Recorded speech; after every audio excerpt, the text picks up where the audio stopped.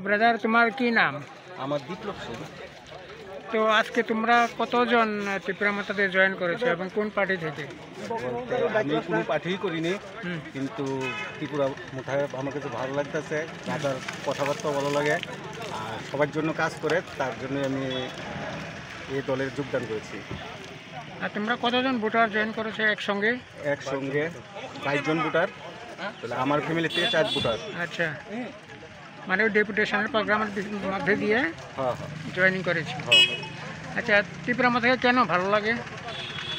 আমার মহারাজারই ভালো লাগে, আর এর কথাবার্তা বলো, কাজ টাজও ভালো করে, যার কারণে মানে এর দলে কথা হয়েছিনি মহারাজার সঙ্গে কোনো সময়?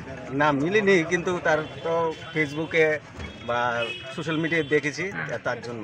মানে বাঙালিদেরকেও আপন করে নে, হ্যাঁ হ্যাঁ হ্যাঁ এরকম দেখেছো? হ্যাঁ হ্যাঁ। আচ্ছা, ধন্যবাদ।